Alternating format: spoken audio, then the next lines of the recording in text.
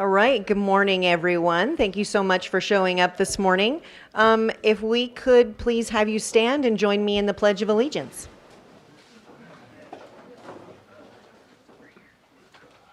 Ready? Begin.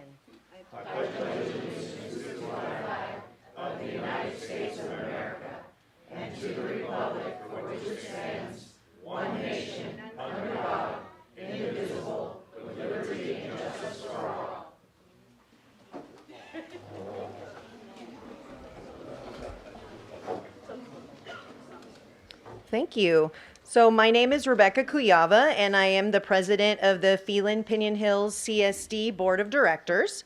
Thank you all for joining us this morning. I hope you had an opportunity to get some ice cream, and if you haven't, feel free to do so now.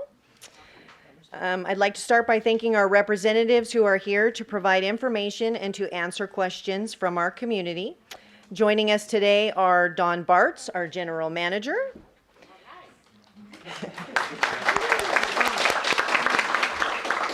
Sheriff Shannon Dykes. Good morning, everyone. Congressman Jay Obernolte. State Senator Rosalicia Ochia Bogue. And I messed it up, and I practiced too. And Assemblyman Smitty Smith. Unfortunately, District Attorney Jason Anderson had a family issue come up yesterday and is unable to join us, but we will forward any questions you have to him.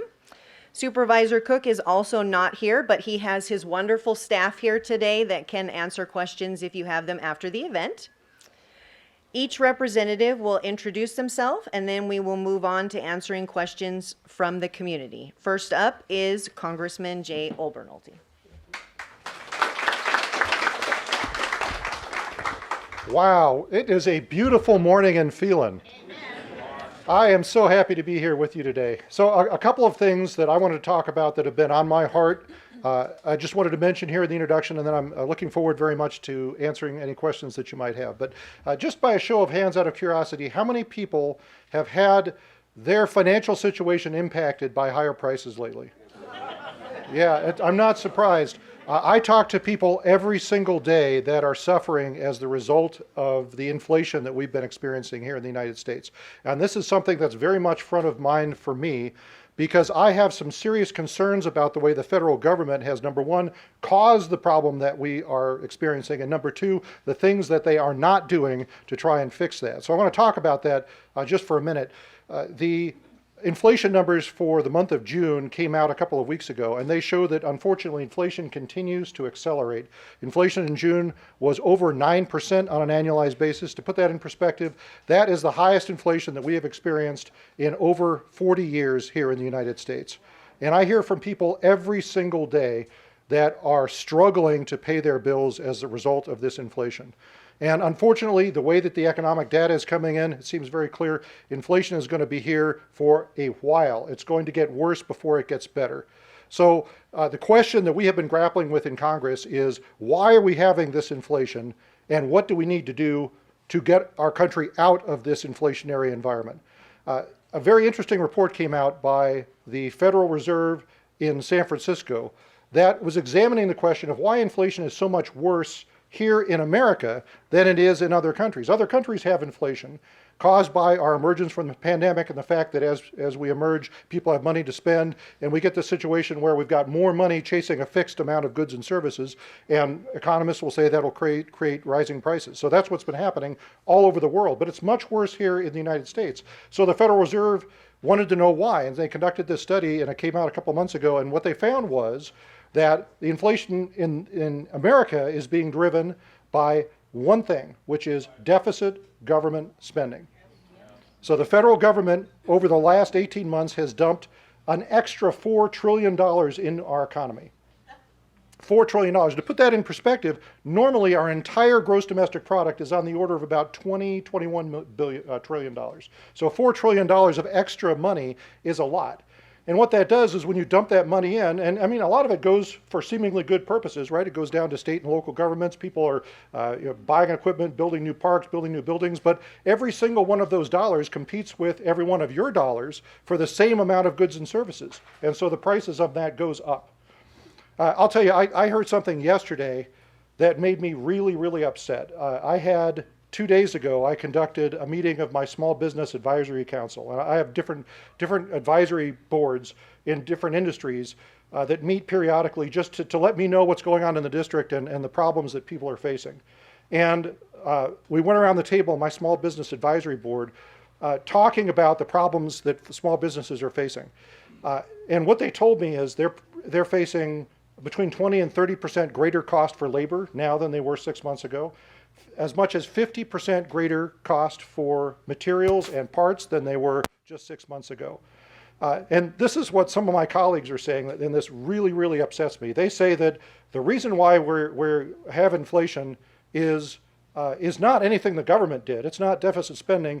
It's greedy companies raising their prices. Have you heard that? Okay, and I'll tell you, the small business owners that I met with yesterday would be deeply offended if I pass that on to them. Because to say to a small business, well, we know you're paying 30% more for labor, we know you're paying 50% more for raw materials, but if you raise your prices, you're just being greedy. We won't have any businesses left if we keep doing that. So I'm pushing back against that narrative in Washington, D.C. The message that I'm trying to spread is that we need a return to fiscal sanity in this country. We have one of the largest budget deficits in the history of our country right now at the federal level. We're at about a 30% federal budget deficit. That's driving a national debt that is now the highest in real dollars that it has ever been. It is, in the context of the overall size of our economy, it passed 100% of GDP 2 years ago, and it's going to continue to go up. That's the highest it has been since this country emerged from World War II. And the Congressional Budget Office just issued last week its long-term budget forecast, says that by the year 2050, it's going to be almost twice the size of our national economy. And at that time, just paying the interest on our national debt will be the single largest item in our federal budget, bigger than Medicare, bigger than Social Security, bigger than our defense budget. In fact, it's going to consume over half of all federal spending. And that's if interest rates stay where they are now, and we know they haven't been. So this is something that I'm deeply concerned about. It's something that I'm fighting back against, because we have to get our budget in order. We have to eliminate this federal budget deficit to avoid leaving this legacy of debt onto our children. And then one other thing I want to talk about just briefly that I've been working on. One of the policy committees I sit on is the Committee for Natural Resources. Very important for us because over 90% of the land in my district is under government control, mostly Bureau of Land Management, but also some State Lands Commission, National Forest. So it's really important that we have a seat at the table when decisions are made about the management of that land. The things that we have been working on that have been front of mind for us is protecting our state against wildfire. So we have just been dodging a bullet the last couple of years. Last year was the biggest year for wildfire in the history of the state of California. The second biggest year was 2 years ago. And fortunately for us here in Southern California, most of the fire activity has been in Northern California. But I mean, but for the grace of God go we, right? We know that it's just chance. We have fires here. We had the evacuation of Wrightwood just a month ago. If you look, the Oak Fire today is burning. Still burning. It's a little bit under 90% contained. It's just north of my district. It's burning up there near Yosemite. It's consumed over 100 homes, tens of thousands of people displaced. And it could easily happen anywhere because our fuels densities are so high and our fuels humidity is so low. So what we're trying to catalyze is a return to science-based management of our national forest. And management means we have to reduce the density of fuels. That's the only way of reducing the intensity of the fire. Nature has a way of dealing with this problem, which is just uncontrolled wildfires. It's been happening for tens of thousands of years. When the Spanish conquistadors discovered California, they sailed into Santa Monica Bay and they named it the Bay of Smoke because the Sierra Nevada was on fire, right? That's what nature will do when you allow fuels to accumulate. So unless we are willing to put up with that, and we can't do that because we've got people living in our forests, unless we're willing to put up with that, there's only two things we can do. We can do mechanical thinning, which means you go in and you clear out the underbrush so that the fires, if they occur, are low intensity, or we can conduct prescribed burns when meteorological conditions permit. But unfortunately, we are fighting against a lot of environmental groups that want to build a fence around our forests, and they think that healthy forest management means not allowing anyone in or out and not doing anything. And we're also fighting against the prevailing wisdom in Washington, D.C., which is that we should lock up millions of acres of forest in wilderness designations that don't allow us to do any thinning or prescribed burning. So we had a bill that we considered last week on the floor of the House of Representatives called the Wildfire Response Act, which I thought was so inappropriate, Lane, because this would lock up over 58 million new acres with a wilderness designation that does not allow the Forest Service to do prescribed burns or mechanical thinning. Now, how could our response to wildfires be to take an action that would make future wildfires worse? It makes no sense. So I'm going to continue to fight for that, to fight for science-based management of our national forests. But it has actually been kind of an uphill battle, but it's a battle that I think in the long term we're going to win. So I want to thank you very much for being out here this morning. Looking forward very much to taking your questions. But let me tell you what an honor it is to be with you this morning and what an honor it is to represent you in Washington.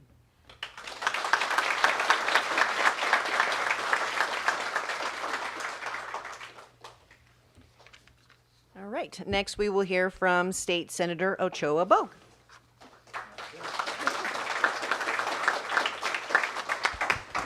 Good morning, everyone, and aren't we blessed to have Congressman Joe Rinaldi representing us? Let's give him another round of a hand.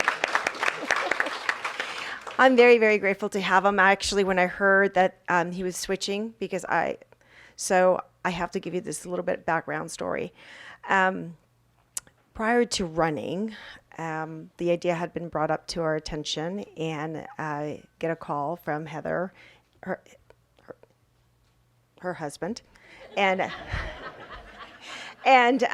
we go out to dinner with Jay and Heather, and my husband and I, and they're sitting down, letting us know how this job was going to be doable, because we still had one child back at home, and he goes, "This is doable." We had a great dinner at the Mission Inn, actually, in Riverside. And then when I went to visit and was doing an event up there in Sacramento, they invited me over to their house. I saw how, Congressman, now, then Assemblymember Rinaldi, read his bills. And this man is one of the very few, I have to tell you, that actually reads all of the bills in entirety and is incredibly informed. And I have the highest respect for him because not many legislators do. And this is why we're so well represented. We can trust him 100% that when he says something, it is absolutely accurate. It doesn't sensationalize the topic, doesn't politicize the topic, just tells it how it is. And we need more legislators like him.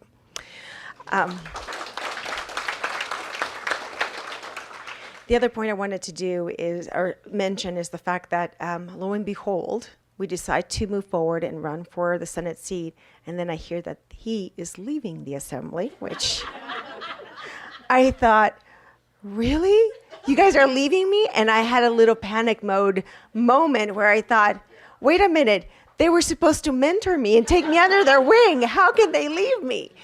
But needless to say, I am so grateful that at least we still have him representing us, and he is doing an amazing and phenomenal job, and I trust what he does in Congress, in D.C. So God bless him and Heather and their family for the work that they do on our behalf. With that in mind, I'm going to talk a little bit about our state. So I have the honor to represent you, elected in 2020, so just a year and a half, finishing out my second year, the first 2-year term in Sacramento. It has been an absolute amazing experience. Talk about a learning curve for sure. But I've been blessed to serve on 8 committees. 7 really, the 8th one is just when needed, as needed. But in that, I have been learning quite a bit on what the main thought process is in our state by the one party. So I'm going to kind of mention the dynamics and the context in which I'm working, because I think it's important for all of you to know who is in power and who's making the major decisions in Sacramento, because it really does make a difference in how we and what policy is voted on and passed. So I want you to think about California, the policies and the things that you're concerned. What are three of the top concerns that you have in the state of California? Not nationwide, but California. Gas prices? I'm sorry, one more time? Water? Crime? Okay. Okay, so I heard water, I heard crime, I heard fuel, I heard, what else did I hear? Keep building and building and building, and they keep telling us to cut our water usage and water usage and water usage. And every time you go down the street, there's more building permits being issued, there's more buildings going up. Why, I've lived here 30 years, why do I have to keep cutting back and losing? And these people who are brand new are moving in and moving in and moving in and moving in. It doesn't stop. So let me give you a little bit of the makeup of the legislature because I think it's important to note. And I am very open about my party. I am actually a Republican.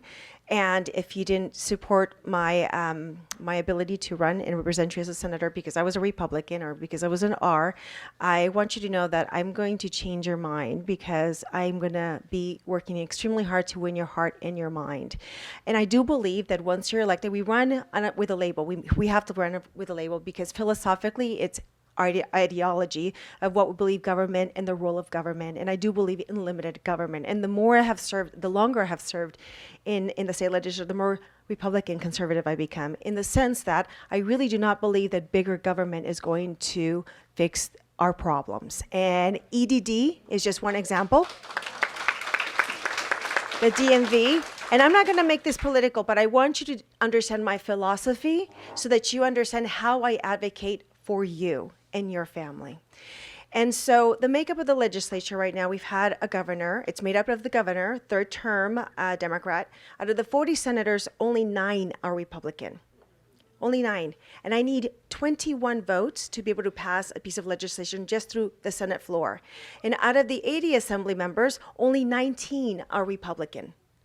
I need 41 votes to pass a piece of legislation. And the reason I share that with you is one of my goals as an elected is to start trying to create an atmosphere where people can have a dialogue about policy and not vilify people.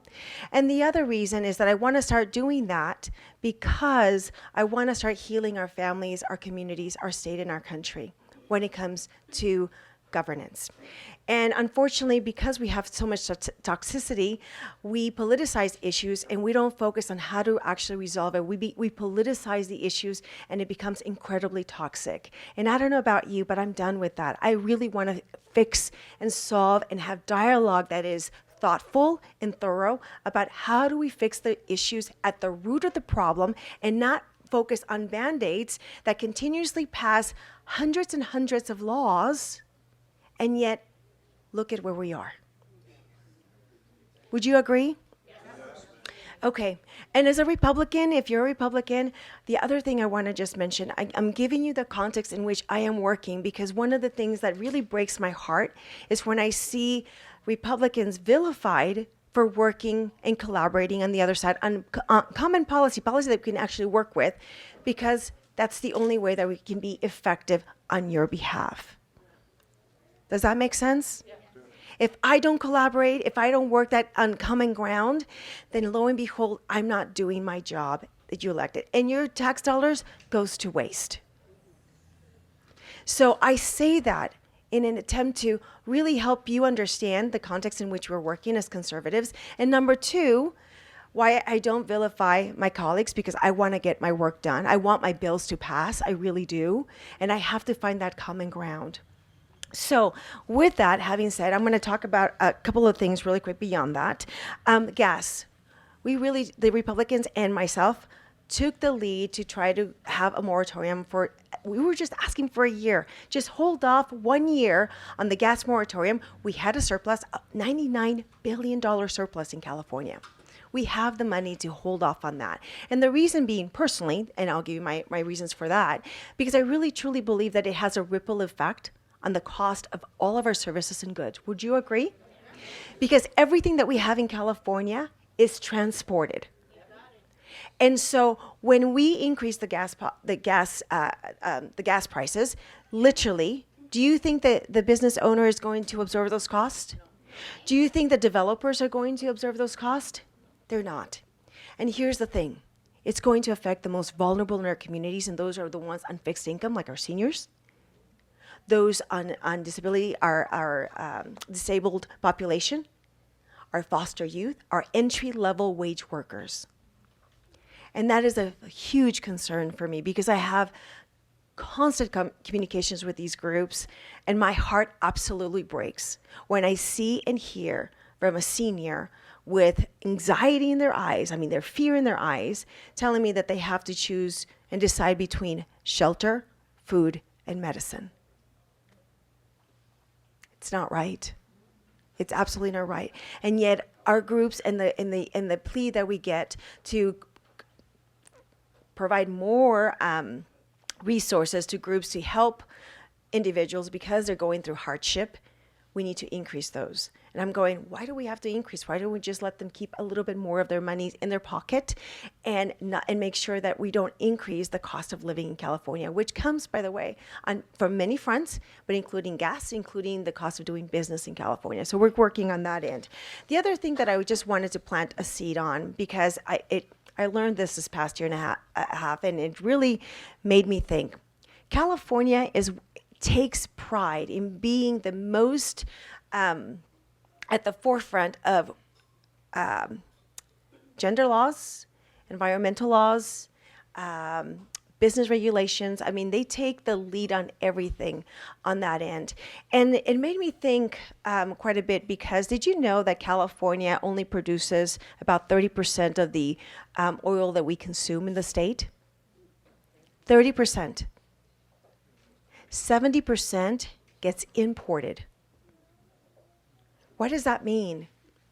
It means that it gets processed, imported, extracted, and processed and imported from countries that don't have the same standards that California does.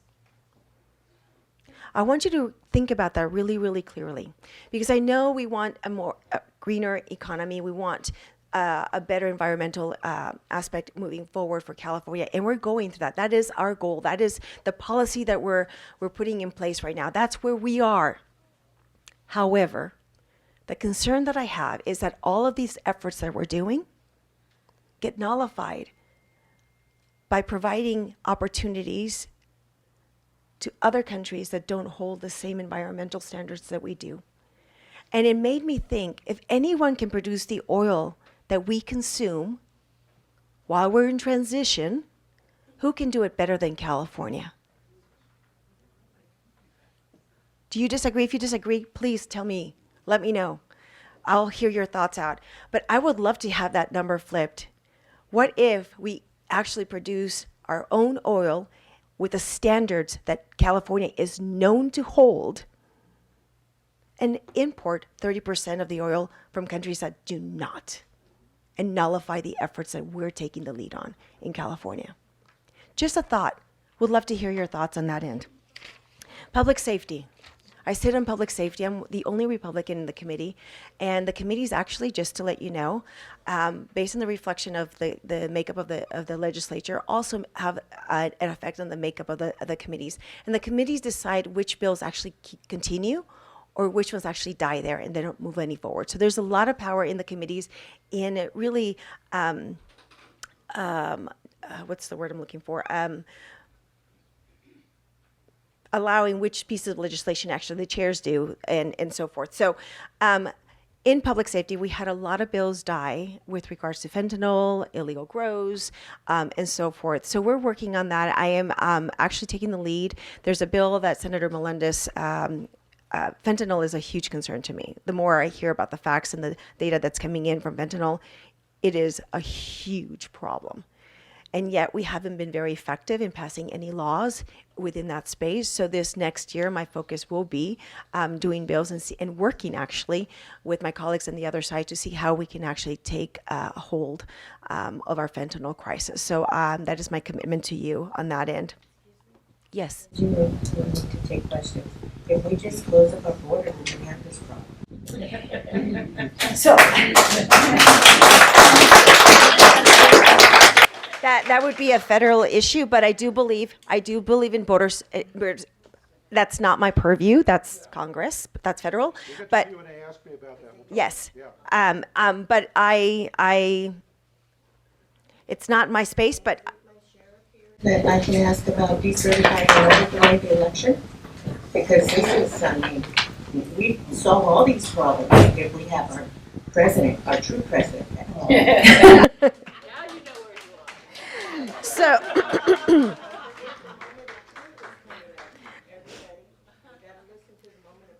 So I'll let our congressman speak to that point, and I'm going to go back to my California points and let you know what I think on that. The other thing I want to do mention, and I want so one of the things that we're trying to do, we review many bills, hundreds of bills, and it's important for me as a former teacher to make sure that my district is informed. And so what we've done, we've actually enable the ability to email my constituents with all of the bills that are being considered per committee so that you can go to your interest, what committees you're interested in, see the bills that are being discussed that week, and be able to engage, meaning you can call in or write a letter, your organization individually, and your legislator to let us know and let the committee members know how you feel about the bills. And if at the time comes, let the governor know how you feel about those bills. Yes, sir. We don't have water in California. We don't. I don't understand why the legislatures now don't build desalinization plants along the entire coast. That's what they do in Israel. Israel had have no water, so they built desalinization plants. But yet in Orange County, building up to build desalinization plants, and the legislature turned it down. Now, they're more worried about bringing illegals over and all that stuff. Do they really care about the population here? Because we're drowning. You can go down to Lake Shasta and any of these lakes here, and they're dried up. Look at Powell, they're dried up. If you had desalinization plants, you could fill those reservoirs in a year. You wouldn't have to worry about your drought or your agriculture. Keep building more houses. They're always trying to, honestly, they waste our time doing stuff that really doesn't impact the entire population. They always single out the What are you minority. guys gonna do about the goddamn building of houses? So let me touch up on a little bit on water. Coming to our houses. What are you gonna do about that? Let me talk a little bit about the water issue in California. The voters of California voted, I believe in 2014, a bond to build infrastructure in the state of California. This is before my time, but this is what was voted by the California legislature. Do you know that up until this point, and I've already given you the makeup of the legislature, I'm not politicizing this issue, I'm just saying who's been in charge. We have yet to build the infrastructure. And you're absolutely right. There was a summit in 2015-16. It was called the California-Israel Water Summit, held in Beverly Hills, in which Israel came to California and they were collaborating. And ironically, of all places in the world, Israel is actually at the forefront when it comes to innovation and infrastructure when it comes to water.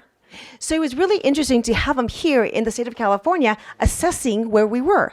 And they said, and I quote, California does not have a water problem. They have a water infrastructure problem.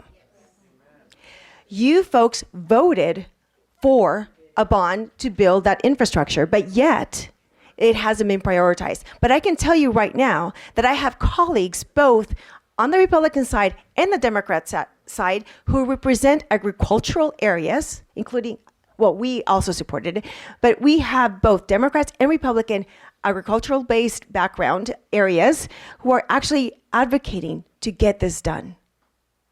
And that is what we're doing on your behalf. Now, having said that, I'm going to talk just about my district. I've actually been visiting my water districts in my area, and I was actually very impressed to know that many of them, including the East Valley Municipal Water Agency and the San Gorgonio Pass Agency, have actually been decades ago preparing for this moment.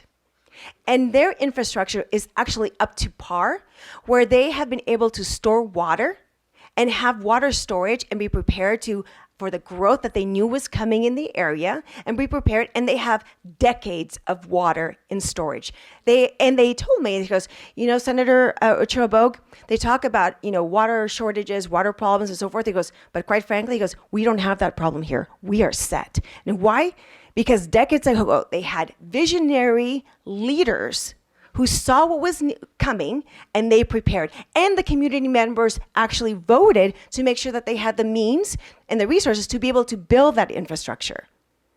So a lot of the times it's visionary leadership. It's not about egos. It's not about, what is it about for me, but it's actually about being visionary and what your area is going to be needing and preparing for the future. And so hold on, just one moment, I'm sorry. So what I'm also trying to say is that, unfortunately, California also focuses on one size fits all. So because some certain areas in the state of California did not prepare, they now feel that, we're going to institute these policies that are going to be and require restrictions on water usage for the rest of the state, not taking in consideration that some areas, like my own, have areas that are prepared and don't have to have those restrictions imposed upon them. And as a matter of fact, the leadership in those water districts say, we're being asked to conserve 30-40%, and yet we've been doing that for the past 5-10 years because we've been prepared for this. And because of the technology that they have. So the problem is now that in my job as your legislator is to say, okay, this one size fits all, these restrictions that you're imposing on all of California should not apply, and we should have a carve out for my area. So if the bills come to play that affect our areas, and it goes, let me tell you, when the opportunity comes, we will be speaking up. Because it is unfair that all of California should be living under the restrictions because California policies in other areas have not been working, and because Sacramento has not done their job in building infrastructure that affects my district. Okay, can we hold on one second? We need to do questions and answers at the end so that the senator can finish so the rest of them can do their introductions. So Thank I you. apologize. We'll do So- questions and answers at the end. So I'm sorry. I've been really involved in the water part, trying to learn, because we have Senator Nielsen who was taking the lead on the water issues, and Jay is gone. So I've been trying to learn really about water, and this is why I've been visiting my water agencies and trying to be best educated to inform Sacramento and inform because yesterday I had people who were absolutely concerned about the water, and I thought, let me give you a little bit of hope in letting you know what's being done locally. So with that in mind, last thing I want to talk about is as a parent, because I think that a lot of us here are parents or have grandchildren, and in California, I want to just give you a little bit of a seed and plant your seed to be aware of what's going on right now. But we have policies that are going through right now and every year that are really stripping away the ability for parents to be engaged in their children's lives, especially when it comes to healthcare. And I'm bringing that up because many people don't know, as I did not know, that the legislature in California had passed a law, I don't know actually what year, but that made it so that when I took my child, and I think she was 12 or 13, took her to the doctors, they asked me to step out so they could ask questions and not me be part of it. And I was blown away because my pediatrician goes, Mrs. Bogue, I'm going to have to ask you to leave. And I said, why? I said, because I need to ask your daughter some questions. And I said, well, I'm her mother. He goes, yes, but we need to ask these in private. I go, I brought her to you for the exam. In any case, she goes, it's state mandated. It's a legislature that says you cannot be in the room while we ask these questions. So that was the very first time I learned that the state had control over how I parented my child. And I had an issue with that. So let me tell you a bill that passed last year and another one that's going through that is of concern to me.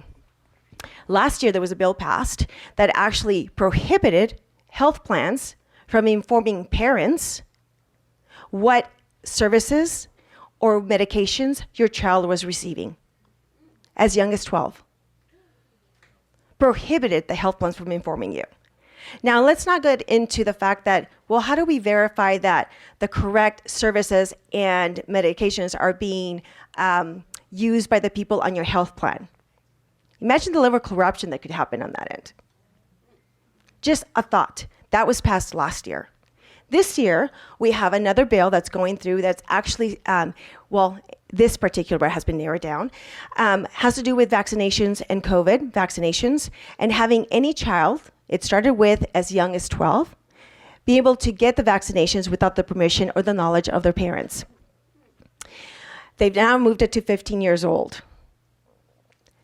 But the point that I'm trying to make is that just in my 18 months here, every single year I'm seeing one bill after another bill, chipping it away at a parent's ability to engage in the child's upbringing. Because according to my colleagues, we have parents that can't step up to the plate. So because they can't step up to the plate as being a parent, we're now stripping the rest of our parents who are doing their job from their ability to be engaged. And that's not to say that we already have policies in place that if a parent is not meeting the needs of the child, there are ways and means by which these parents or that responsibility for that child can be transferred to another caregiver or to the state. So there is no reason why your rights as a parent should be stripped away. Another one that I want to mention really quick, there's another bill that's going through, and that's a bill that has to do with putting clinics on school sites. At first I thought, oh, that's great. You know, you have a clean medical staff, blah, blah, blah. Anything that the child needs will be it there. But then it made me think. It made me think about the policies that are being passed and the autonomy that it's giving children as young as 12 and having a clinic on site of a school. Food for thought. If you're not engaged, please be engaged, be informed. My job is I don't want to politicize issues, but I want you to make you aware, which is why my office is really leading an effort to email you, if you choose to receive it, the policies that are being discussed in committee so that you're aware of what's going on. You have children in your life, or you have children that have children in our lives, let's know it. But even if you don't, where are we as a culture, as a society in California heading? What are we saying about our families? Because personally, I believe that families are the fundamental unit of any society, and we need to have them healthy. And if they're not, let's give them the resources and the education so that they can do so. In any case, thank you so much for your time. I know I went a little bit over 5 minutes, and I apologize, but thank you so much for your time. It's a pleasure to be here today.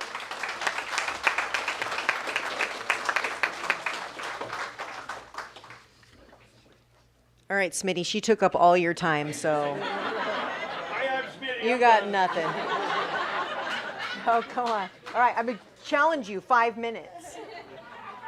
I got people in the back room who'll give me the hook. All right, real quick. I'm representing from the state of California, and it is a mess. Just to give you an idea, so you take the feed bin, I think it's Coughlin. So I take everything going east, up around the mountains, up and over to Highway 62, all the way to Arizona. Going north, all the way to Boron, all the way to Kern County, San Bernardino County line, all the way to Nevada. Second largest district in the state. We talked about some numbers. In the assembly, 80 members. 60 are Democrats, 19 are Republicans, 1 independent. It's all about the numbers. But I want to talk about some good legislation that I've proposed. Some that have made it, some that have not. AB 2728, increase the penalties for the illegal grows up here, preferably through the whole high desert. For a Republican, I had to go through 4 committees in the assembly. On the Democratic side, they get 1 hearing, it goes on. Anyway, 4 committees. I worked my tail off. Got it to the floor, 70 votes. Get it to the Senate side, starts all over again. I make it through the first committee. I make it through the second committee. It died in judiciary. Just to give you numbers, 14 members on the committee. 11 are Democrats, 3 are Republicans. My bill died 3-2. I think 5 people out of 14 showed up to vote. Everybody else laid off the bill. They are told not to vote for the legislation. Just let it die. Good legislation, 2105 for my veterans in the room.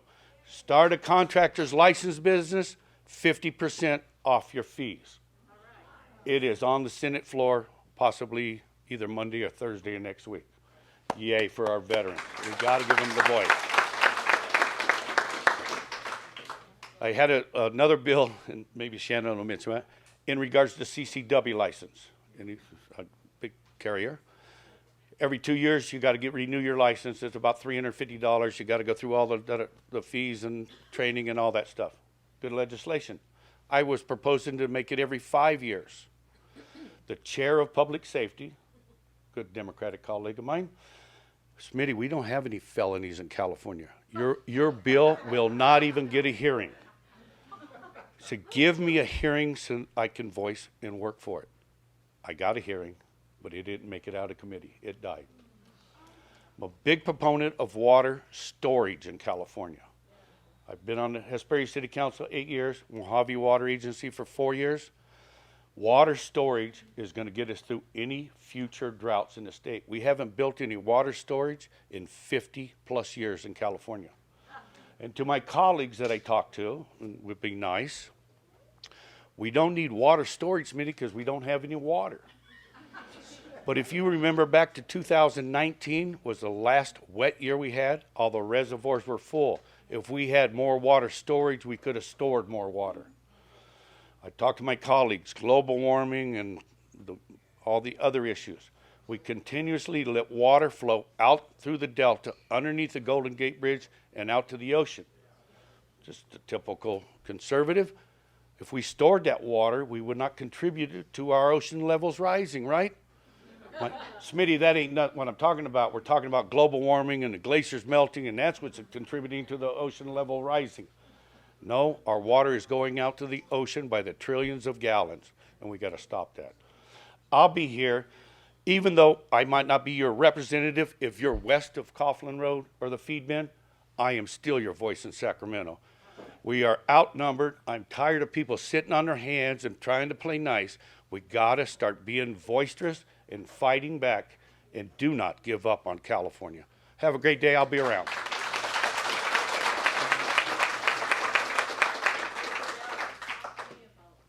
Nice work. Under 5 minutes. All right, now I'm going to give you the same challenge because I've seen the notes you have, so let's see if you can do it. Hey, good morning, everybody. So, before I take this to the streets and how it's actually affecting all of us in our daily lives, I do want to remind everybody of something because I can sense there's a bit of frustration in the room. The last time all of us were before you, we were talking about a big marijuana problem. And I think we've taken that on, and you should have seen a difference. Am I right? Okay. So my point of bringing that all to you is, even though we have some frustration in the room, we're certainly going to answer your questions and do the best we can to handle some of the problems that we're dealing with. Please know that you have effective people up here that can take care of business. All right. Fair enough? Okay. So right now, I'm finishing up John McMahon's term. I'll be starting my own term. Thank you all for voting for me. We had a 74% comeback here. I appreciate you, and please know that in fighting with everybody sitting at this table, I come and I speak to what happens in our communities from a boots on the ground level, and I support them in the legislation that they are attempting to pass. What they're saying and what Senator Bogue said is absolutely true. We are outnumbered. We are outnumbered. And I hate to make this. A sheriff is a nonpartisan position. I shouldn't be saying, oh, I'm only red and I'm only blue. I don't do that. I represent what's right. So I go up and I testify what's right and what's affecting all of you. And what they're saying up there in no felonies, that's the truth. I heard the exact same quote from the public safety committees. The public safety committees are far more about suspects, and they are not about victims.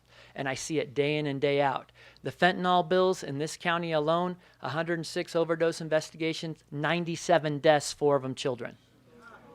But that doesn't seem to get what's going on. And I hear border and a number of things. Folks, I'm a veteran. I've been in the Middle East during my time in service. I've been in South America. I have seen people, and you understand from a parental perspective why somebody in South America would want to bring their children here for a better life. But flip side, seeing the Middle East and talking about extremism and things that are coming through our border right now, obviously there's security concerns, and it's much more complicated of a process for these folks over here than it ever has been, again, with a majority that's against really everything that they stand for. And I think we've got to keep that in context. Don't think for a minute that they are not fighting and they aren't out there. It really takes our voices. You know that the board is examining that succession bill and a few other things. Well, why are we here? We're here because of the frustration that's going on from a number of us in this county, of course, and in this state that don't feel like we're being adequately represented. Some of these ideas that have come down and affected public safety are ideas that could potentially work, except we put the cart before the horse. So when you're talking about marijuana, do you have the infrastructure? Do you have state officials that are testing quality, quantity, and actually enforcing the law? We don't have any of those. You guys all remember back in the days of methamphetamine labs when our desert was taken over, right? Back then, you could call the state, and the Bureau of Narcotics Enforcement was a real threat. They were a big team, and they went side by side with us, and we started to take those things down and made those changes. Just like Hammer Strike, I'm not getting any help from the state. What we're getting help from is the Board of Supervisors who are passing ordinances where I can hit these people in the pocketbooks. The same thing that Smitty's trying to do for us in terms of state law. So we really have to understand the lay of the land, and we have to understand the problem. We also have to understand that with public safety, and I'm talking about every police chief, everybody that's in state law enforcement and federal law enforcement, have spent the last 2 years telling how terrible and villainous that we are. And so can you imagine how hard it is to hire a deputy sheriff right now? Extremely hard. CHP is 1,000 officers low. So when I hear you're frustrated about OHV events and a number of those things, the folks that take care of the county areas don't have enough folks to go around. I'm 120 bodies in the sheriff's department down. I have a board that's approved me adding almost 40 to 60 bodies. I've got academies going through right now. I've just graduated 50. I've got another 50 behind them. I just hired 80. I'm hoping that if there's any silver lining to what we're seeing financially go on in the United States, it's taking these people that think they can find the job at Google in their pajamas on their couch and driving them back to the labor market. So I am seeing some of those incidences of occurrence, but we really have to understand the problem. In the state of California, you hear this word called realignment. Let me define that for you.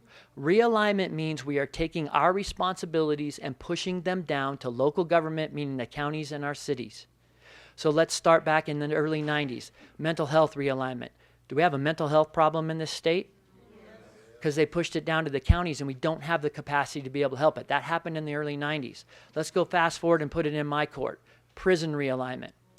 That's the state not investing in the prison systems, either building more, maintaining the ones they have, or investing in reentry and truly trying to help people. So what did they do? They pushed it to you. So what does that look like in terms of dollars and cents? In San Bernardino County alone, almost $40 million. The same attorneys that caused realignment to occur with the 3-judge panel and pushed that work down to us are the same ones that are now attacking every sheriff in the state of California with a large jail system because they knew we'd have the exact same problems. So again, pushing responsibilities down. So what's happening now where those responsibilities are occurring? The Department of State hospitals, incompetent to stand trial. Those folks that have mental illness are being pushed to our counties without capacity. How many of them think we have a homeless problem? Well, apparently it doesn't have anything to do with making narcotics misdemeanors now, because that's what the state tells us, right? That's what the majority at the state tells us. And of course, they pick people to do those studies. We have to understand what's really going on. So that succession argument, which would be a very huge, monumental thing to tackle, what my hope is that the frustration that the board is trying to put on the ballot will come out and maybe get these folks to meet us in the streets where we are. And if they meet us in the streets, they need to fund it, we need to build capacity, and we need to slow our roll on passing a law and making folks like me start enforcing those things when there is no capacity to help people. The current human condition on the streets, if you have a substance abuse or mental health problem, is you are rotting in your own skin. And the reason being is at one time, I think it was more humane to be able to put somebody in jail where they receive that treatment and receive moments of clarity. Right now, we don't have the ability to do that. And here's the thing. The difference between anybody else you're going to hear is I can put numbers to it. If folks truly want help, we can help them. But languishing in this county is about 1,100 people, 2,200 total on each side of mental health or substance abuse that do not want the help. They don't want to play by the rules, and they need a conservatorship. And now you're hearing the governor finally start to talk about conservatorships, right? We hear about care court. So let me ask you this. I'll go 100% on that. I have exceptional people that work with me. They will go 100% on that. And we will get these people off the streets and get them the help that they need. But let me ask you, where are we going to put them? We have a capacity problem. Anytime you realign, there's lack of capacity, and this state has lack of capacity. We could talk about water. We could talk about mental health. We can talk about substance abuse. But until we're willing to come to the table and take on these challenges and be uniters and not dividers in terms of red and blue, we're not going to be able to solve that problem. And I'm going to be the one that's going to put numbers to it. I'm going to put people to it, and we're going to meet this problem in the street. But please know what I started it today, and I'll make sure we're open for your questions, is that you do have people that are trying to solve the problems in front of you today, but it's a monumental task when there's nobody willing to help you. Reggie Jones Sawyer is the chair of the Public Safety Committee, and Reggie Jones Sawyer will tell us all in private, you know, we kind of screwed you, we didn't build capacity, but he still continues to say things like California doesn't need felonies as it represents fentanyl. That is what you're dealing with. And we're outnumbered. You are so outnumbered. And I know voting's going to come up in a number of things, and I want you to know from the sheriff's perspective that there's a number of things that we can investigate. There's some things I can and I can't. But the further we get away from taking an ID and saying, this is who I am, to get an absentee ballot or to turn around and go to a polling place, we're going to potentially have those problems. And it's going to breed conspiracy, whether it's not happening or whether it is actually happening. So we need clarity, and we need comfort, and we certainly need to know that we're safe in the things that we do. And please know that I'm committed to do that. Before I go down, I've got some folks today, because I know there's a lot of questions in the audience. Rick Bessinger, my chief of the entire high desert up here that takes care of things. Rick, will you raise your hand? Ryan Smith is a lieutenant at the station up here. So when we're talking about OHV and those things, Ryan is going to help us with a number of those solutions, and I'll certainly answer those questions today. And then if you do appreciate what you've seen with Hammer Strike, Lieutenant Mark Bracco is the guy that did the whole entire program. Please know I'm honored to be your sheriff. We have some challenges. I'm going to swing for the fences, and I speak very straight, and I speak very candidly, and I make people feel uncomfortable. But I'm doing that on our behalf, not because I am not a uniter. I am certainly 100% a relationship person, but if these relationships are not going to take care of the things that we need, then we need to speak straight, we need to be straight, and more important, you need to know what's going on so your voices can be very loud. Thank you.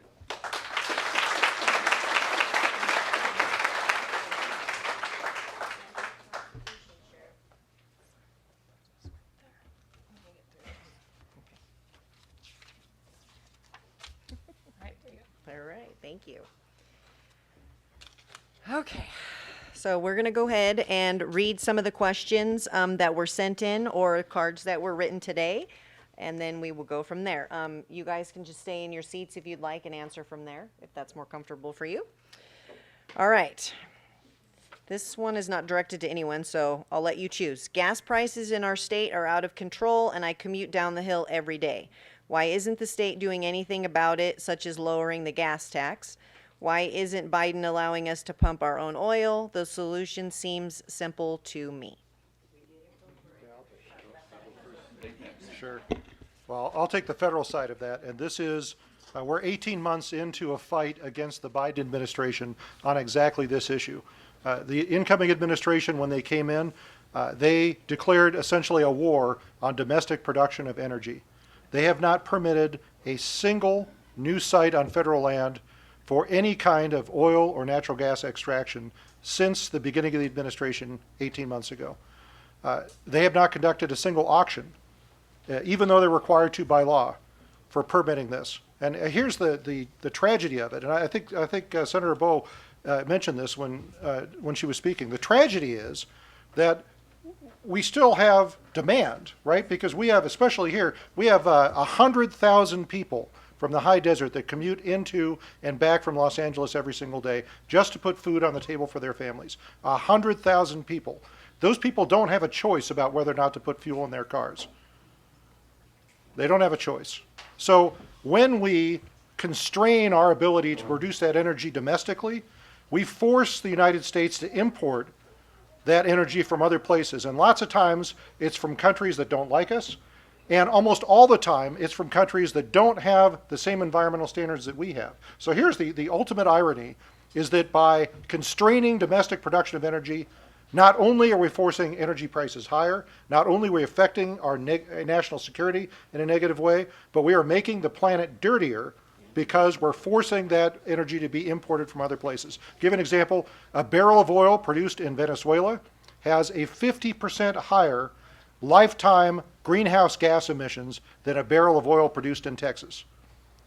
A therm of natural gas imported from Russia has a 40% higher lifetime greenhouse gas emissions than a therm of natural gas produced here in America.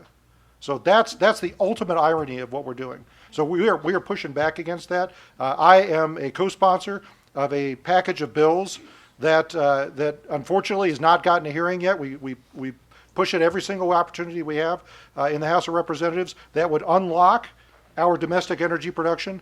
I'm hopeful that maybe we can make some changes in House leadership in November, and we'll be able to bring that to the floor and start pushing back against the administration policies that are not only hurting our national security, but are hurting the people that I represent. I take that very seriously.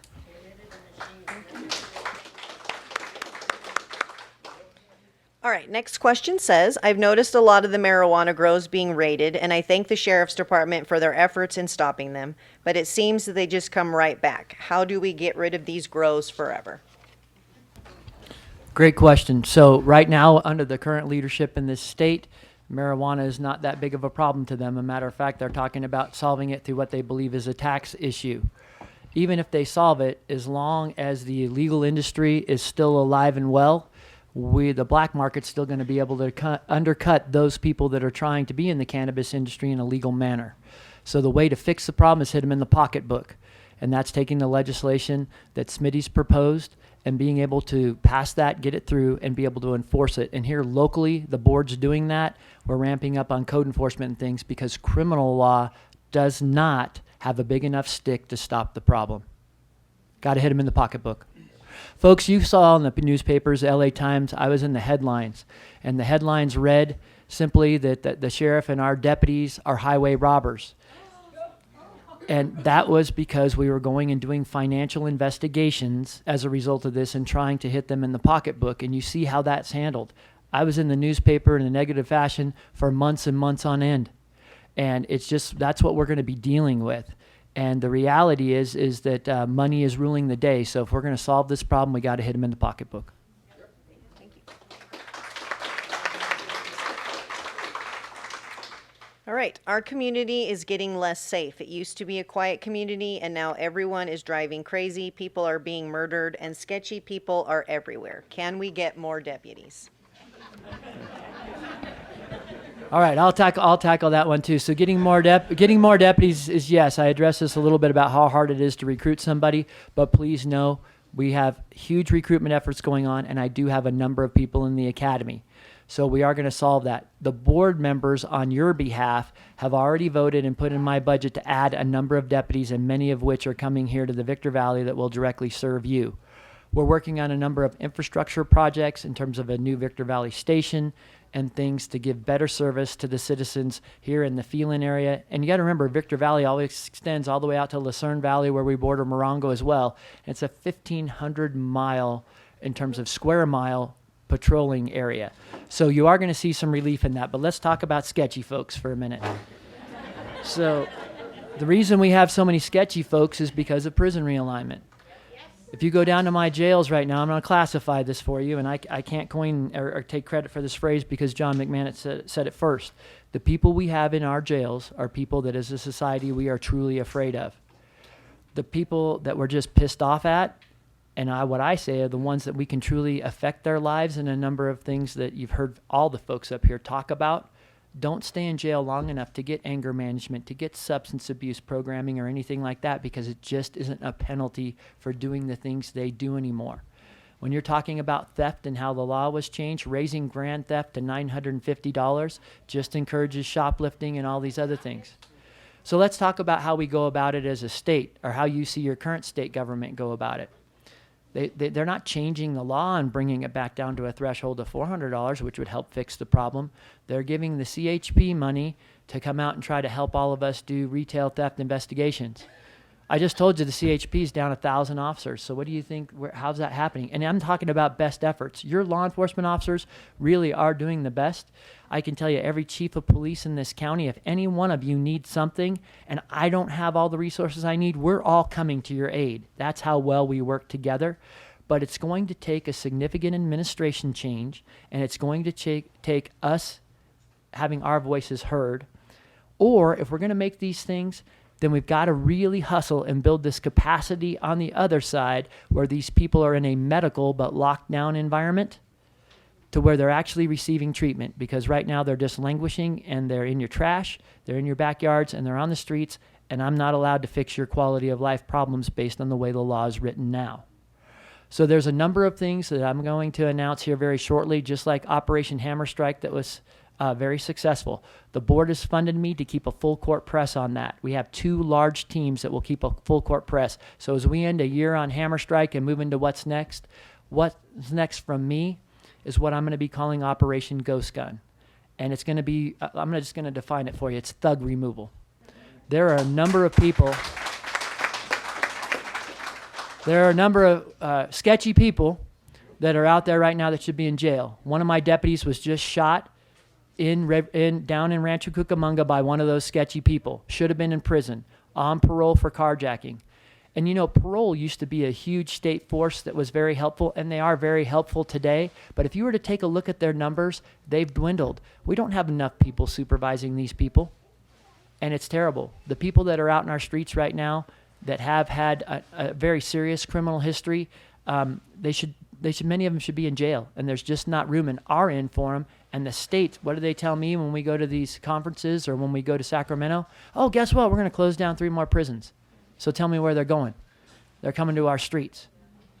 So please know locally, we're going to do what we can. I'm not releasing folks from the jail, but the way the legislature works at different times, and I'll give you an example. Senate Bill 129, we had Senate Bill 10 that was that zero bail and all that stuff you heard going around, right?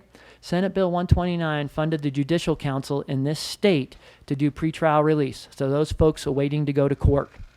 But they put in there that the DA and the sheriff cannot be involved in this process. They laid the whole list on probation. And the legislatures thought, and it could be good in concept, that if, hey, somebody had violent criminal history, but they're still fighting, they're innocent until proven guilty, that probation can supervise them while they're in the community. There's not enough probation officers to go around for that right now. And so by taking the DA and the sheriff out of that, that's all solely on them. I can tell you there's enough room in our end right now that I'm not going to, if probation goes out and releases them, I'm not releasing anybody else. I do have a federal consent decree that tells me I have to release at a certain population cap, but I'm not there. And I'll make sure I let you know when I get there. So what does that mean? As we do this sketchy people removal, as we go through and do this, I'm not letting them out of jail. I'm making sure they go to court.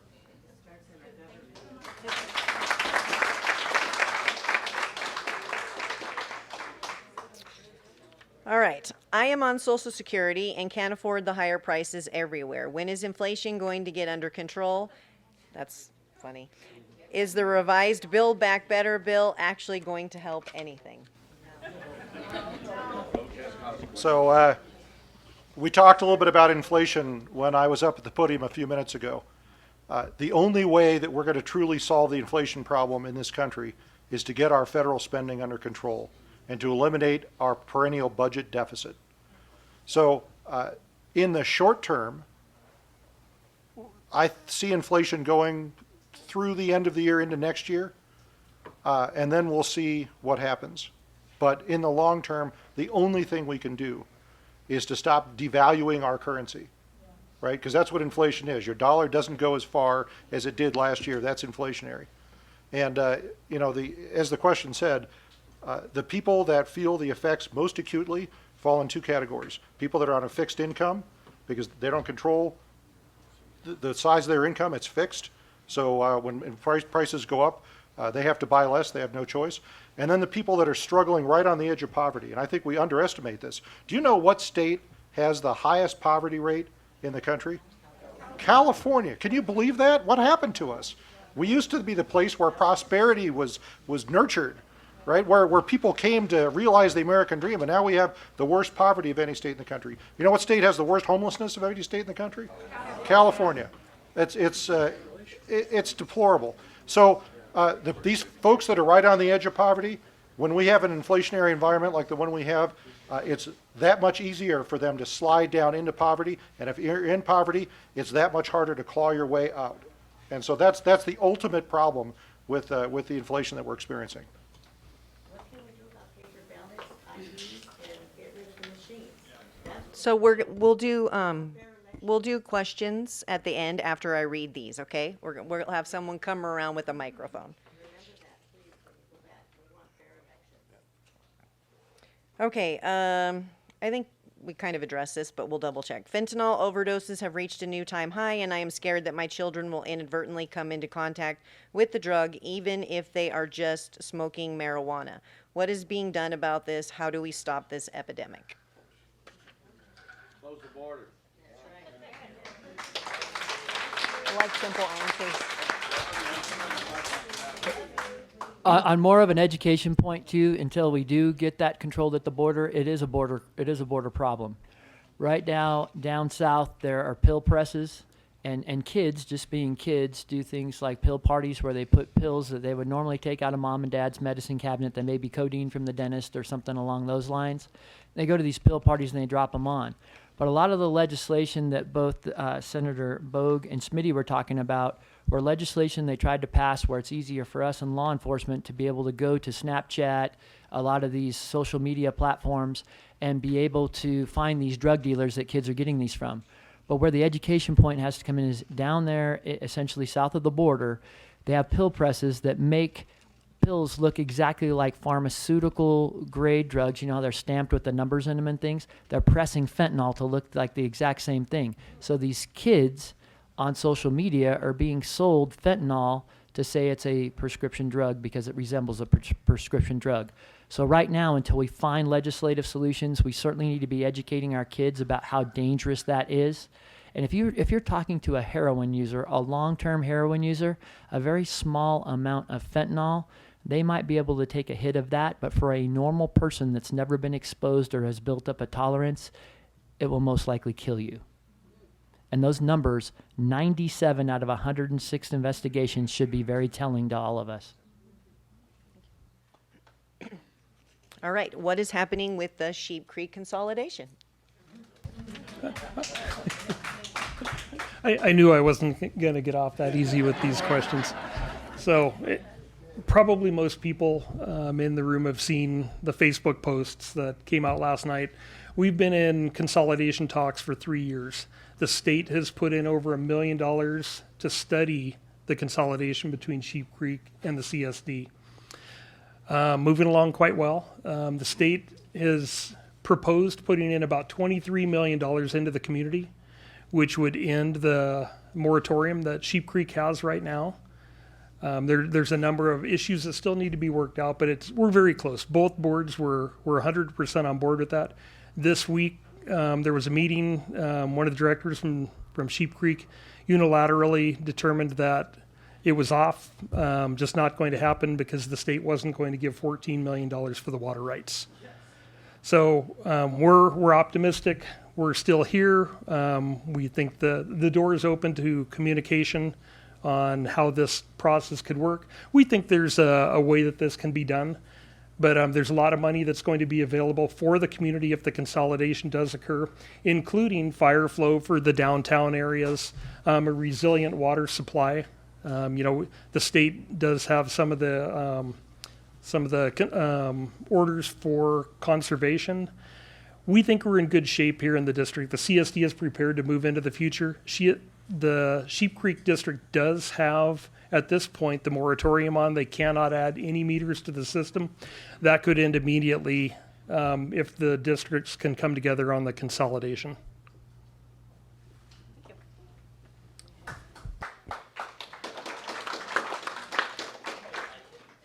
Okay, I think you addressed this, Smitty, but it says, I heard the CCW policy is going to change. When will it change and what are the changes? They're going to You want me to take that one on, Smitty? Well, just for a real quick second. Okay. They're going to keep it at 2 years right now. My legislation under proposed for 5 years. They didn't go. We're successful in November. I got some more legislation that I'm going to try to, maybe we can go 3 or 4 years instead of 5, but we have to protect ourselves. My hero right now in this state was down in Norco, if you didn't hear this week. You and Shannon, you have to be able to protect yourself. That's the only way we're going to be able to fight back. Because Shannon and the deputies can't get to you that quick. You've got to be prepared to protect yourself. I'll let Shannon take it from there. So anybody that I talk to is getting a CCW, and I think those of you know already, we have 12,000 in this county. If you want a CCW and you meet the requirements, you're going to get one from me, and that's it. A CCW is a concealed weapons permit. I personally try to go to all the classes and I talk to those folks and talk about what we're facing. So what I need all of you to take a look at is Senate Bill 918 by Senator Portantino. Basically, the Bruen decision in New York City came down from the Supreme Court, and directly after that, California started going out and taking political posturing as to what the Supreme Court ruled. What the Supreme Court ruled is you no longer need cause for a CCW. So what cause used to look like if you were a small business owner, maybe you made deposits at night or something and you wanted to be protected, you would list that as your cause. What the Supreme Court did is said, now all you have to do is say, I want the personal protection, I meet the requirements, and I need a CCW. And that's kind of the way we've operated in this county. If you look at 918, you're going to see them making so many restrictions and so many hoops you have to jump through to get a CCW that those of us that are out there working hard and trying to raise our families are just not going to do it. And I tell every one of those folks, it's not just about the Second Amendment. It is about public safety. It's about personal safety. I have exceptional people that work in this department. You all have seen your deputies. I just described in this area alone the 1,500 square miles they cover. They will break their necks and put their lives on the line to get to you on your worst day. But I think it's critically important that if they don't, you have the ability to protect yourself. So that Bruen decision is kind of what caused politics to stir up, and again with the majority in this state. So you have Senator Portantino's bill, which is not good for you at all. And and here's how I prove it. Look at his public announcement of that bill where he specifically equates law-abiding citizens and CCW holders to the violent gun crime that's going on in this state. That's ridiculous. You do never, ever, and I'll tell you what, I will jump out in front of this regularly, do not blame that on law-abiding citizens. I know exactly where the violent crime's coming from, and it's coming from criminals, not CCW holders. So I'll work on keeping that straight for all of you, but I need your help with that bill. The other thing that happened is right after Bruen, our own Attorney General DOJ's office opened up the database to create aggregate information to report how many of these guns are out there, right? When they opened it up, it got hacked. Every CCW holder's personal information was released. Every single one of them. So now here's the thing. The state, and a majority of folks in the state apparently don't like guns. They're appealing that this is a gun issue. Folks, our Department of Justice had a data breach. That's criminal histories. That's, you could have had a DUI you don't want anybody to know about. It is a number of data that they are responsible for, and to me, that is a much greater issue. And they should be hearing your voices. And right now, they're sliding through. When we've had a number of laws passed, I'm going to hit you real quick with AB 1506. If a law enforcement officer shoots an unarmed civilian, so in other words, we get calls the person was armed, they go out there, they take some posture, some stance, and we shoot the person, we find out they're unarmed. Now, for transparency's sake, DOJ comes down and does that investigation and takes it out of my hand. I'm okay with that. That's the law. But when you have a data breach and DOJ themselves says, oh, we're doing an independent investigation, let me tell you what that looks like. It looks like some attorneys they've hired to do the investigation, and they can claim attorney-client privilege. So let me ask you this. How will you know what really happened? So please know that your sheriffs, all 58 of us across the state, are fighting in this realm right now. But it's a very precarious area for law enforcement because who polices us?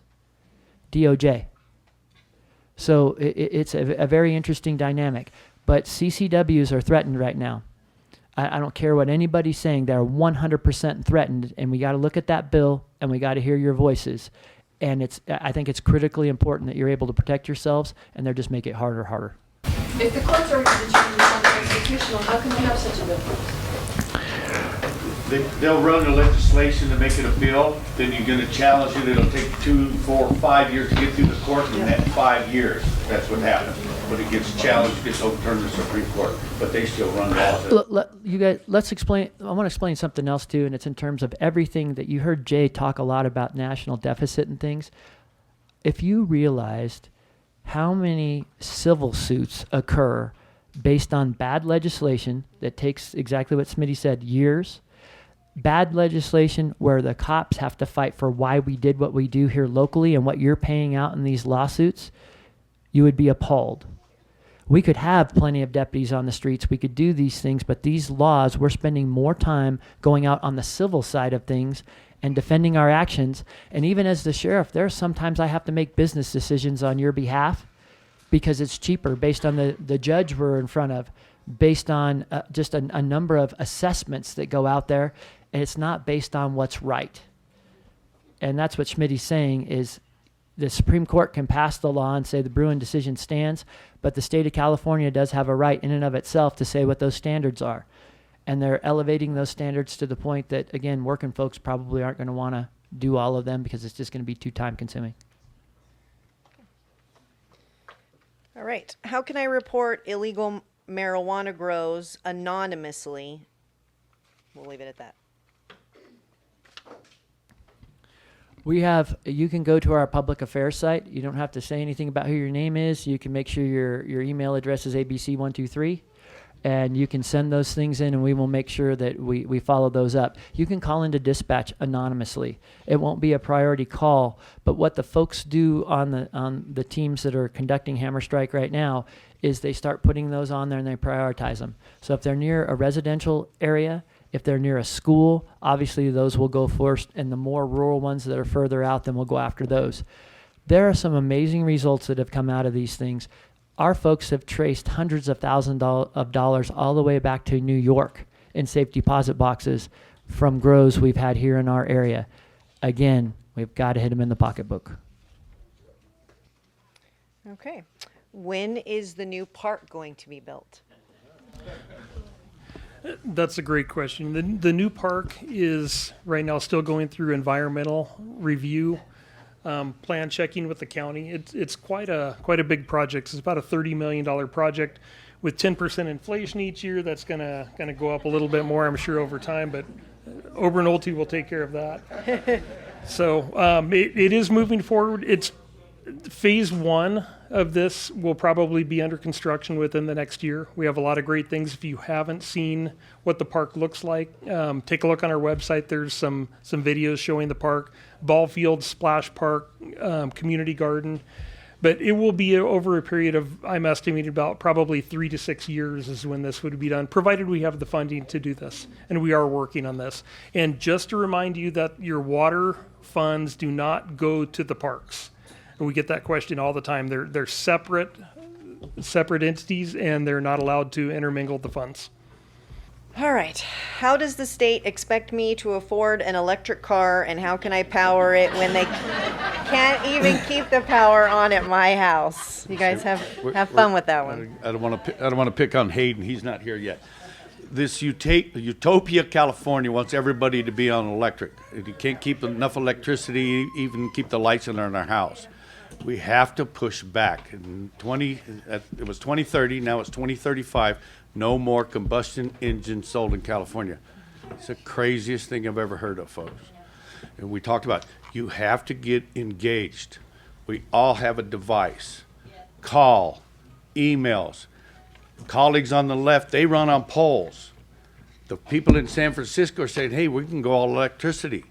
They might be if they can only go 10 miles a day back and forth to wherever they got to go. When I got to drive 100 miles to go to work, that electric car ain't going to work for me. I can't charge it at work. I stress this on some committees that I sit on. The charging stations take up so much space. It takes 30 minutes on a quick charger, up to a few hours to charge your vehicle, right? I can go to the gas station, fill up my tank in 5 minutes. They don't understand the footprint of the charging stations, and we cannot charge enough generate enough electricity in California because we're importing most of it that we get from Arizona and New Mexico and other states already. Push back on it. It's not going to happen. When I bring that up in committees, we don't want to talk about that. That's 5 years down the road yet. People don't realize the life of the car battery is 5 years. What are we going to do? And to my environmental colleagues, what are we going to do with those batteries in 5 years? And they're eating up more and more each desert farm with all those solar. Well, or the footprint to mine for a battery, 50 tons of material to make one battery. But that's not environment. Yes, it is, folks. You know. Yeah, we got to push back. I don't see us going all the way there, but they're pushing for it. All right, so we have a lot of questions and we are running short on time. I promise that if your question didn't get answered in this pile, that it will be given to the appropriate legislator, and then you can also reach out to their office. At this point, we are going to open it up to questions, but we're gonna keep it limited to a small amount. So if you do have a question, you can raise your hand and Kim will bring the microphone over to you. She was first. What are we going to do about the elections? We want an ID, we want one ballot, we don't want mail-in ballots, and we want to get rid of the machines. So this is, election integrity, I think, is front of mind for everyone in this country, regardless of what party you belong to, regardless of who you voted for president. Election integrity is something we should all care about. And one thing that is not getting enough attention is we have a serious concern with election integrity in this country, right? We have a large number of people who have concerns about this, and to dismiss them, I think, is really destructive to our democracy. So, and this is something that I try and talk to my colleagues on the other side of the aisle every chance I get, is what can we do to improve people's faith in the fairness of our election and people's belief in the verifiability of the outcome of elections, right? So one thing that drives me crazy is this effort to federalize election laws in ways that benefit one party over another.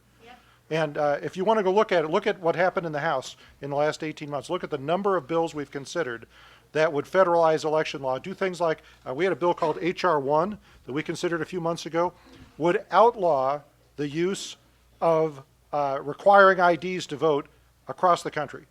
It would put so many restrictions on it that no state would be able to do it at all. And that's a perfect example of the destructive kind of behavior that we're fighting against. So, I think that we can do this on a nonpartisan basis, because I think everybody should be concerned about election integrity. And when we have a large portion of the country who says, we have a problem here, we don't trust the results of the election, that's something everyone should pay attention to. The moment of truth. The state Everybody pay attention. Moment of truth. Following question, the U.S. Constitution says the states are responsible. Yes. So California has mailed out 20 million ballots and only gotten 10 million back.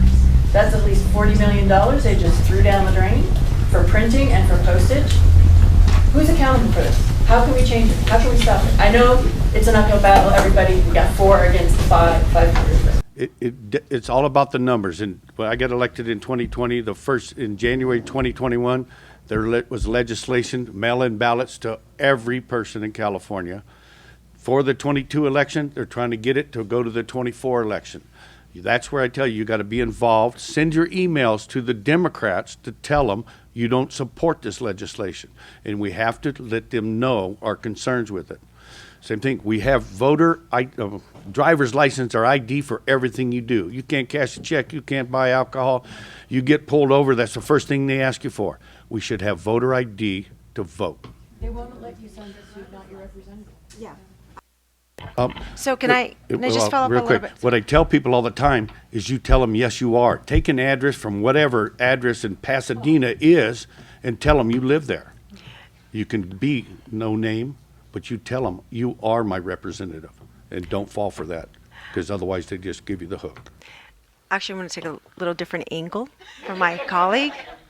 Actually, if you email the committee members, it's different than actually emailing. Yes, you're absolutely right. You have to email your own representative. But if you email and communicate with the committee members, then you're able to send that information in, or the chairs. Also, you also want to make sure that when the bill comes up to the governor, that your folks are definitely emailing, calling the governor as well. And let me tell you, the bigger the numbers that communicate to them, the more they feel the pressure. My husband was in the California Air National Guard at Channel Islands. When he was there, they have the firefighting aircraft. And at that time, all of the firefighting equipment units in the whole state had to be on the fire before the planes could be used. Has that changed? Yeah, it more of it, well, state and federal. They don't put the air resources in there until it blows up into a giant fire. That is the problem.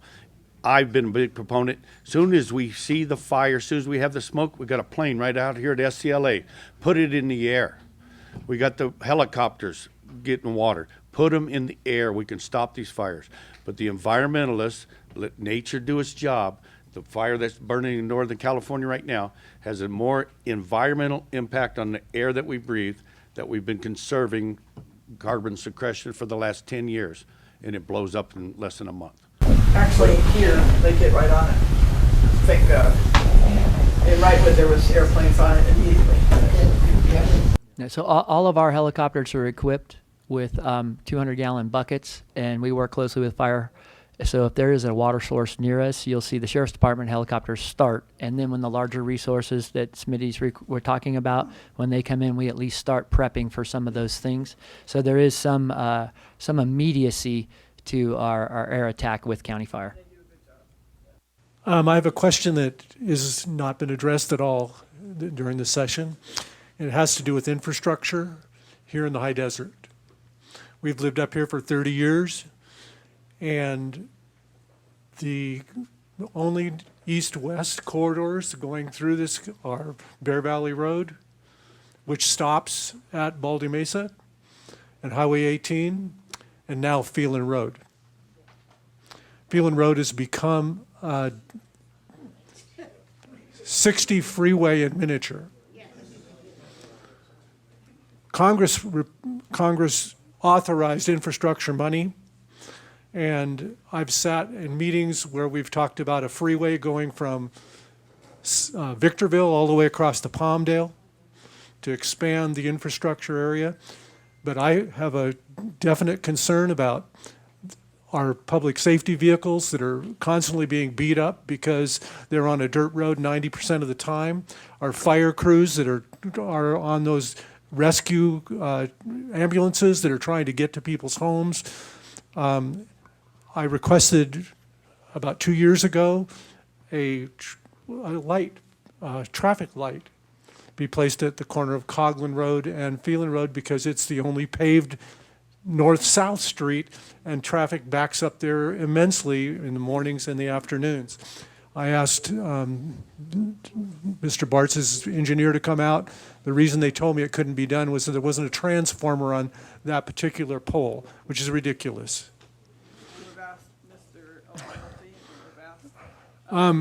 We talk about restricting building permits. Traffic flow studies can be done, and you guys can see what's going on. And there needs to be that money that was proposed by Congress utilized in this community. Because if not, the situation is going to get worse and worse and worse. Especially I read that the I-15 freeway is going to be restricted to one lane next week, morning and afternoon, and they're telling people to take Coghlan Road across to 138 and go down and up the hill on that corridor, which is already a death trap. We need a light there. We can't get out, and there's horse trailers trying to get out there, and you're risking. People speed up when they see a horse trailer because they know we won't cause an accident. We need a light just to get out of our neighborhood. And nobody seems to be able to say, let's even look at it. Baldy Mesa, 2 girls had to die before they put that light up. Do we have to kill somebody on Coghlan Road to get a light? Is that what it takes? It's infrastructure. So let me talk a little bit about infrastructure money and the frustration of trying to actually get it deployed in California. So most of the time, I mean, people are familiar that Congress earlier this year passed a large infrastructure bill. The way that funding flows into local communities is normally most of the funding goes in block grants to the states, and the states then determine what projects are funded out of that.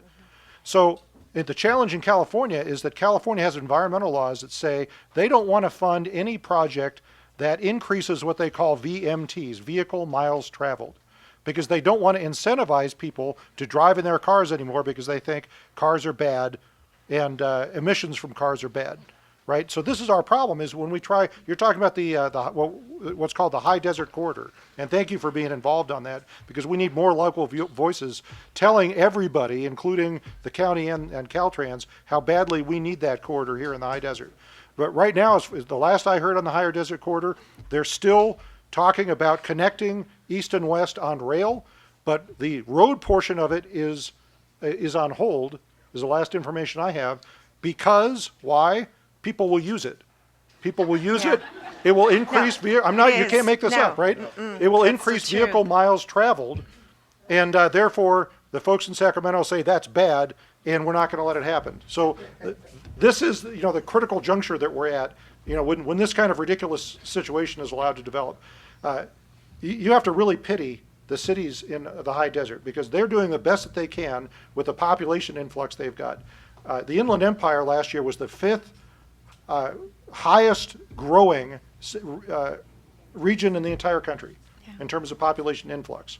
Okay, so we've got this population coming into our cities, but we're shaking our finger at the cities at the same time, saying you can't build more roads, we can't give you more land for housing. Everything's got to be high density because we don't like what they call urban sprawl, right? Because what does that do? It increases vehicles miles traveled, and we can't have that. So they want everything to look like downtown Los Angeles, which leaves all of our cities stranded. So, that's I share your frustration. It's the same frustration that I have, because we'll fight to get funding allocated for the state of California, and then have the state of California shake its finger at us and say we can't use it to build more roads. It's infuriating. There's legislation in California right now to no more expansions of any freeway lanes. That's what has killed pretty much the E220 corridor, or widening of 395. When are they going to legislate no more building permission? That's a local deal. But I'll tell you, with your gas tax right now, it's going to $3.2 trillion to the train to nowhere. Some call it the bullet train. It is not being constructed. It's coming from Fresno to Bakersfield, right? No, it's a mile outside of Fresno and 5 miles outside of Bakersfield. So you'll get on a bus to go to the train station, to get on the train to go down, to get on the bus to go into there. $3.2 trillion of your tax money for a train. I'll never use it. I don't know about you.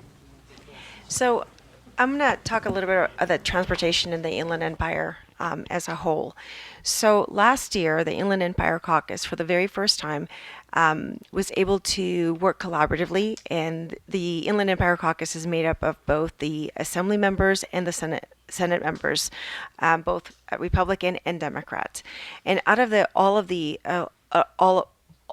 members that represent the Inland Empire, which includes all of San Bernardino County and all of Riverside County, 20 of the 22 legislators actually signed on to a letter to ask for just over $2.2 billion for transportation funds to come to the Inland Empire. As the chair of the caucus last year, I actually met with many of the transportation committee members, including the chairs, to advocate that the Inland Empire, unlike the San Francisco area, the LA County, and even San Diego County, we did not match those demographics. So much of the funding that goes or is allocated to transportation are delineated so that they are awarded to high density areas for public transportation. And the number one thing, and believe it or not, actually, I had Democrat committee members speak to me in private and say, this is the language you're going to use to present your proposal, and this is the things that you don't want to say because they're not supported by the committee members. There were committee members, actually, and I don't mean to vilify it. This is not to vilify, but this is to just inform the thought process that they have. They believe that many of the areas, especially in our area, have ill-designed cities because we believe in single-family housing, not high density. And so many of the committee members, I won't say many, I should say just a handful, do not believe that much of this transportation funding should be allocated to the Inland Empire. I came in, when I spoke to the committee members, I said, the Inland Empire has the land. Many of our areas have the water appropriation. Locally, they're approving the residential housing. And many people from LA, San Francisco, LA, Orange County, and San Diego are moving or migrating to our area because this is where they can afford to live.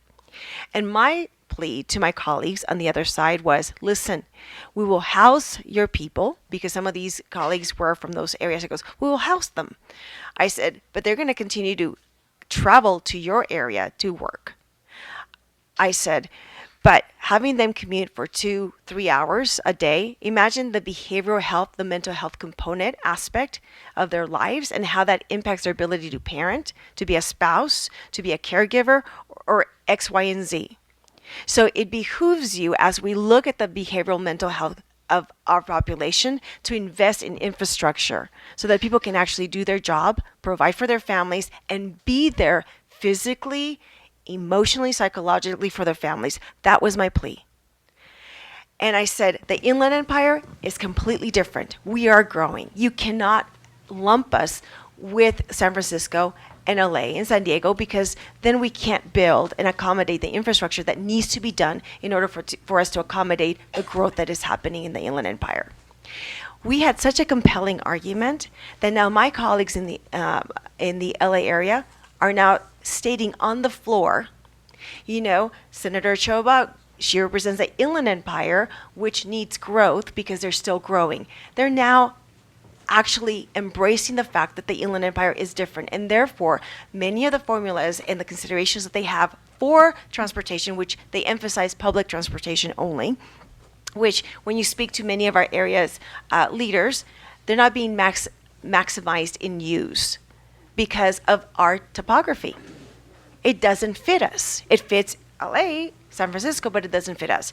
So really advocating as a whole why we're different and why the allocation for transportation does not fit the criteria and therefore we don't get our fair share has to change. And that is what we're doing right now. And as I said, today or last year and this year, because we're still working on that, on that request, literally 20 legislators from across the aisle throughout the region of Riverside and San Bernardino County came together for the first time to advocate and say, this is what we need.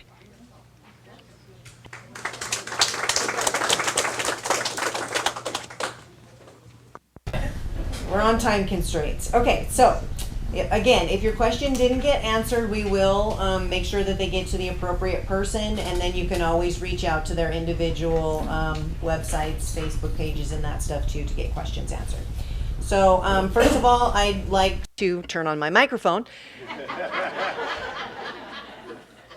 Sorry, Dawn. First of all, I'd like to thank the staff for putting this together. Kim always does an amazing job. And she didn't write that for me to say, so I added that in there.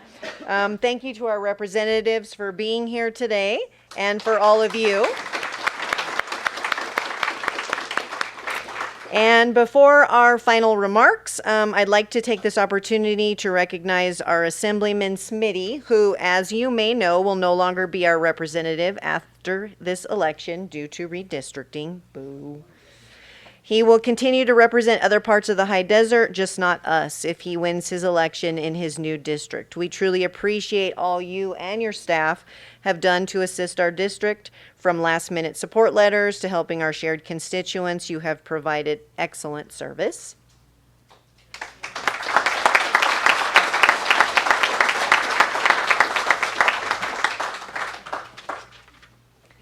So, sir, I have this for you.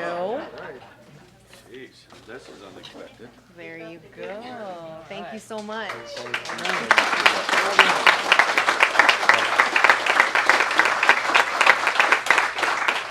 And I mentioned it in my couple minutes earlier. Just because the line has been moved doesn't mean I'm not going to be your voice in Sacramento. We have to keep working together. I've been a part of this desert for 35 years, folks. I'm not going nowhere. Reach out to us, staff. I want to thank my wife for doing everything. She doesn't like when I do that. I can't do this alone. I go to Sacramento. We're up there from Monday through Thursday, Monday through Friday. Thank you.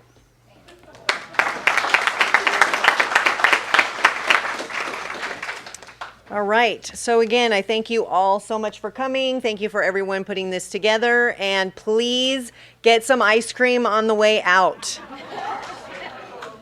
They're tired of eating it in the office.